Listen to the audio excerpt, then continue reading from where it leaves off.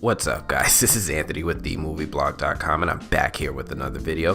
This time I'm going to be doing a film theory on Avengers 4. So I know that there are a lot of theories online about what people think is going to happen in the next Avengers movie, and I got to tell you that there are a lot of those theories out there. I mean, some of you guys have small theories talking about how the original Avengers are going to get back together and save the day, and some of you guys go stupid crazy with what you think is going to happen. I really got inspired after watching Emmanuel's video on how Thanos fooled us all. Now, everyone's wondering what exactly happened when Thanos did the finger snap at the end of Infinity War. A popular theory online is that Thanos didn't actually kill half of the life in the universe, but instead transported the souls of all those beings and placed them into the Soul Stone. And I gotta tell you that I really like this theory because it gives the writers a loophole to undo the finger snap, but it also gives the Avengers a path and goal to victory. I like this theory a lot.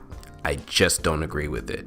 I think those guys are all actually dead and they're moved on to whatever comes after. It's been confirmed that at the end of the Avengers movie that Thanos is transported to Soul World, and what's also confirmed is that the finger snap damaged the gauntlet and Thanos' arm, stating that he barely survived the experience of using that much power. Thanos is capable of wielding the gauntlet, but I don't think he expected to go to Soul World, and I don't think he fully understands what happened. Collider reported a while back that Joe Russo appeared in Josh Horowitz's Happy, Sad, Confused podcast. Russo said that the only reason Thanos survived using the gauntlet in that is because he himself is so incredibly powerful. That being said, a popular theory is that the Avengers will do some time travel in the next Avengers film. There were some shots of the cast recreating scenes from the first Avengers movie and the Battle of New York. So I do expect the Avengers to do some time travel, but I don't expect the Avengers to win in the next film. I think Marvel is going to keep Thanos around for some future threads and future films. There's been some precedents in the comics and in previous film to support the idea of using the Time Stone here to save the day though. Back in the Doctor Strange film, Doctor Strange used the Time Stone to create a time loop to imprison Dormammu, and using the Time Stone in a creative way to outthink his enemy.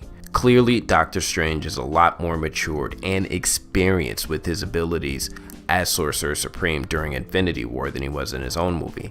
Keeping that in mind, there's that scene in Infinity War on Planet Titan where Doctor Strange is looking through 14 million possible futures that their conflict spawns, and there's only one reality in which the heroes actually managed to defeat Thanos. Now, I don't think Doctor Strange created a time loop to this point in time, but rather I think Doctor Strange instructed the Time Stone to carry certain people through time at a very specific moment in the future.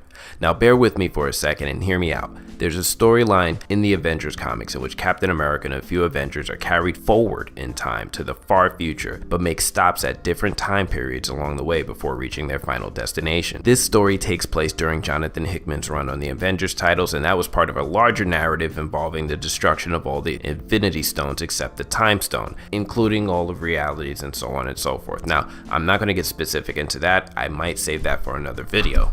Now, I don't remember getting a look at the stones themselves while Thanos is walking through Soul World, but I think it's possible that the Time Stone survived the experience. Now, going back to what I said earlier about Doctor Strange looking over 14 million possible outcomes, but not exactly sharing what his ultimate plan is, he only leaves Tony Stark a cryptic clue that the Avengers are in the endgame now. What I've noticed about the way Doctor Strange is portrayed in the film so far is that he's not exactly much of a team player. In fact, Stephen Strange is downright resistant to opening up to someone new. It's a trait that he's had back in the Doctor Strange movie, and we see evidence of that trait in Infinity War. My money is that Doctor Strange used the Time Stone at this time, knowing that the original Avengers would survive the finger snap, and he instead plans to send them into the distant past. Now, back to those publicized photos of the Battle of New York being recreated. I think that this will be one of the many pit stops the Avengers will travel in order to reach their own destination. I believe that ultimately the Avengers will need to discover why the Soul Stone was on that distant planet and why the Red Skull was watching over the stone as the Unseen. The Red Skull mentioned that he was placed there as atonement for wielding the Tesseract. What he doesn't reveal is who jailed him there in the first place. My theory is that this is when Marvel is finally going to reveal the cosmic entities like the Living Tribunal and more.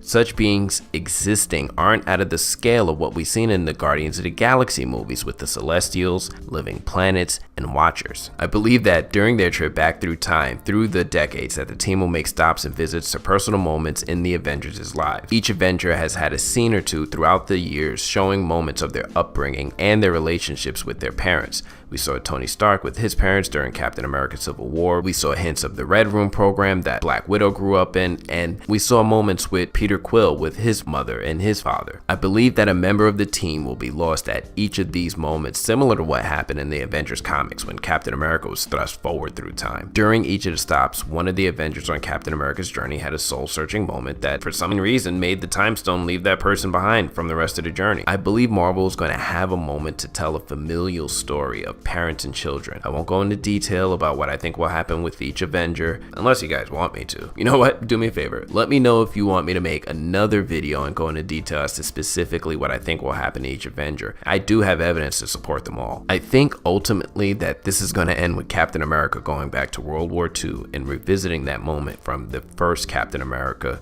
the first Avenger, when the Red Skull just vanished into a portal. I don't think the Russos reintroduced him just for a cool cameo and then be a throwaway character. I think they reintroduced his character just for this story in Avengers 4 and for the moment with Captain America and possibly Iron Man traveling with the Red Skull into wherever that he goes when he gets judged and sentenced to watch over the Soul Stone. I know my theory is very specific, but I just can't help but feel that the style of storytelling we've seen from the Russos and the threads introduced are going to go that route. Ultimately, I think the Avengers' journey is going to be pointless, and the only person capable of restoring life is Thanos himself, just as he did in the Jim Starlin Heart of the Universe story. In the Heart of the Universe, Thanos achieves a power not unlike the Infinity Gauntlet, but stated to be a power even higher than the Gauntlet. One thing about the Marvel Comics and the Infinity Gauntlet is that they have this rule that the Gauntlet only works in the universe in which it originates, meaning you can't just take the Gauntlet from the Marvel Universe and travel over to the DC Universe and just wreak havoc. It just doesn't work that way.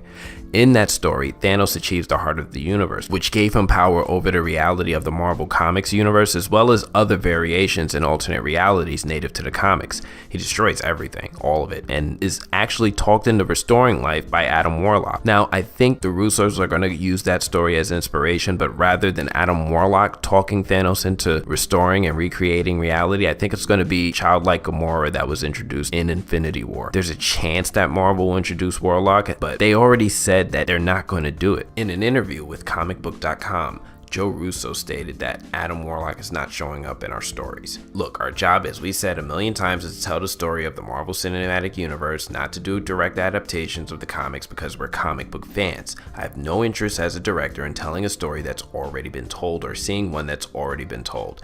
If I know all the events of the story as they're going to happen, then what's the point of going to the film? We want to keep surprising audiences and continue the story that started with Iron Man a decade ago. Yeah.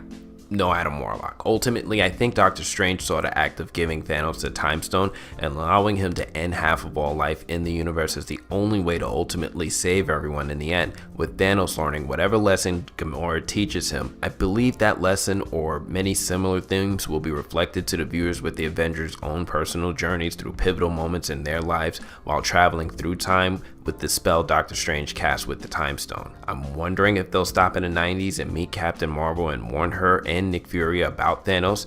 That could be their opportunity to explain the Infinity War end credit scene with Sam Jackson sending a message for Captain Marvel, but only after the finger snap happens. I'm thinking that at that point the Avengers will give Nick Fury knowledge of the future, ultimately setting him on the path to form the Avengers in the first place and a plan for the day when Thanos does the finger snap. Well, that's my theory. I'm curious to see if you guys like it or hate it, or if you have an even better theory yourself. Let me know what you think in the comments, and if you enjoyed this video, do me a favor and hit the thumbs up button. And if you want to get a heads up on when I put my next video up, make sure you hit subscribe. That's all I got for this one. I'll check you guys later. One.